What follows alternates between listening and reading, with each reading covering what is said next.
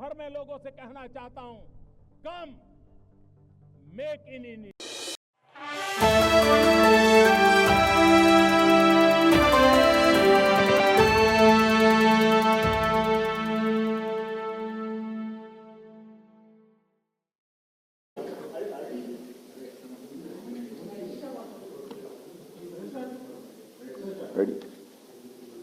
सभी पत्रकार बंधुओं को नमस्कार।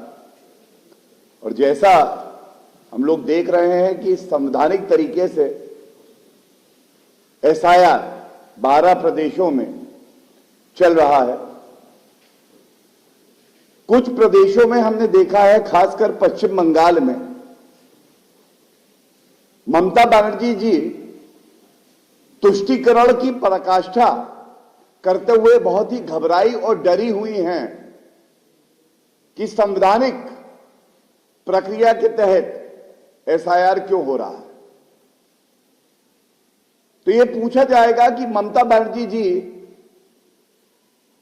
एक संवैधानिक प्रक्रिया से, एसआईआर से, जिसमें यह सुनिश्चित होगा कि भारतीय नागरिक कौन है और केवल वो ही वोट करेंगे, इससे आप इतनी व्यथित, चिंतित क्यों हैं?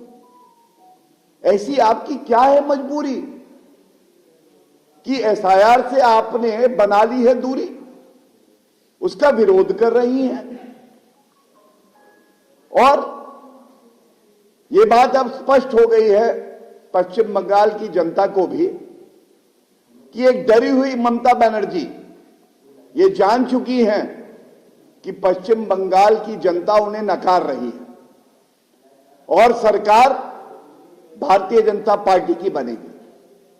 ममता बनर्जी की पूरी राजनीति सांप्रदायिक और घुसपैठियों के वोट पे आधारित है।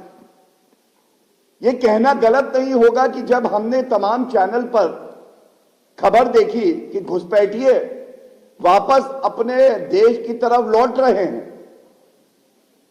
तब भारतीय खुश थे। लेकिन ममता बनर्जी आंखों में नमी लिए, दुख, चिंतित और बड़ी व्यथित दिखाई दी। और यह ऐसा इसलिए है क्योंकि ममता बनर्जी सोच रही है, मैंने तुम्हें पाला पोसा, झूठे प्रमाण पत्र दिए कि समय आएगा तो ये घुसपैठिए मेरे लिए वोट करेंगे, लेकिन अब जब चुनाव का समय है तो तुम जा रहे हो। उनको ये नहीं पता कि दृढ़ संकल्प है आदरणीय प्रधानमंत्री श्री नरेंद्र मोदी जी की सरकार का, जैसा गृह मंत्री श्री अमित शाह जी ने कहा कि भारत में केंद्र सरकार और प्रदेश की सरकार भारत के नागरिक चुनेंगे, कोई घुसपैठिया नहीं। यह हमारा देश है, इस वतन से हमें मोहब्बत है, इस वतन के लिए हम अपनी जान दे देंगे। यह कोई धर्मशाला नहीं है कि घुसपैठिए आएंगे और जो भारतीय नागरिक हैं उनका हक मारेंगे। इसी के साथ तुष्टीकरण की क्योंकि बात हो रही है, टीएमसी के नेता हैं हुमायूं कबीर। एक तरफ भारत के लिए गौरवशाली क्षण है कि भव्य राम मंदिर जो अयोध्या में है उस पे पताका फहराई जा रही है, लेकिन ममता बनर्जी के इशारे पर उनके नेता हुमायूं कबीर कह रहे हैं 6 दिसंबर को पश्चिम बंगाल में बाबरी मस्जिद बनाएंगे, इसका निर्माण होगा। तो यह पूछा जाएगा, संविधान में ममता बनर्जी की आस्था नहीं है। वो एनआरसी जब लागू होता है तो कहती हैं कि एनआरसी हुआ तो देश में गृह युद्ध हो जाएगा। उनके नेता फिरहाद हकीम, जो भारत को पश्चिम बंगाल में एक जगह को कहते हैं मिनी पाकिस्तान है,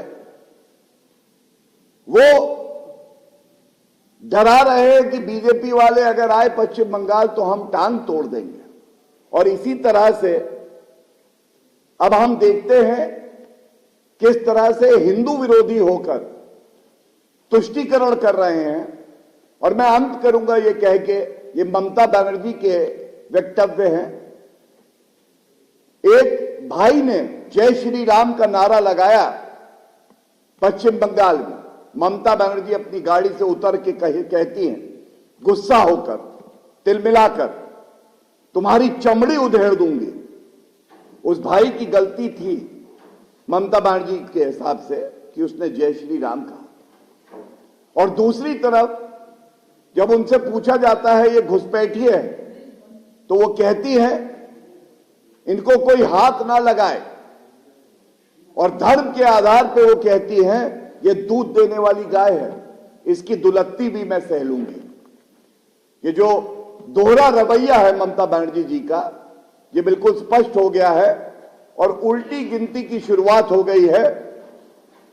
पश्चिम बंगाल की जनता ममता बनर्जी को सबक सिखाने वाली है। Thank you.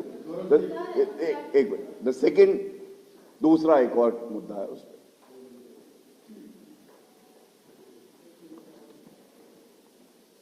डीएमके नेता उदयनिधि स्टालिन, जो केवल हिंदुओं से नफरत करने के लिए जाने जाते हैं, जिनका वक्तव्य है हिंदुत्व और हिंदू डेंगू मलेरिया की तरह है, ये रोग है। जब ये वक्तव्य दिया गया, जो करोड़ों सहिष्णु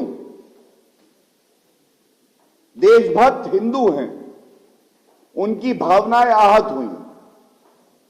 अब दोबारा हिंदुओं को गाली देते हुए, हमारी संस्कृति को गाली देते हुए उदयनिधि स्टालिन कह रहे हैं कि संस्कृत एक मृत भाषा है। वो भूल जाते हैं हमारी संस्कृति, हमारे धार्मिक ग्रंथों की कोई आधारशिला है। करोड़ों हिंदुओं की आस्था की बुनियाद अगर कुछ है तो वो संस्कृत भाषा है।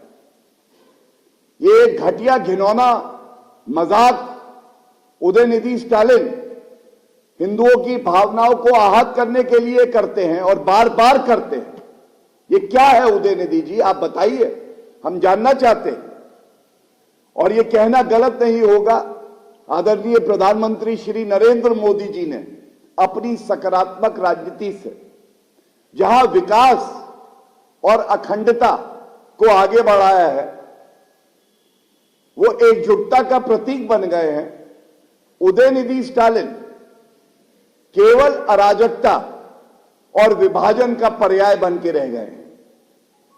और ये तब है जब इससे पहले हिंदुओं की भावनाएं आहत करने के लिए माननीय सर्वोच्च न्यायालय ने डीएमके नेताओं को फटकार लगाई है कि इस तरह के अनर्गल बयान जो एक वर्ग विशेष की भावनाओं को आहत करते हैं, इसे कतई नहीं दिया जाना चाहिए।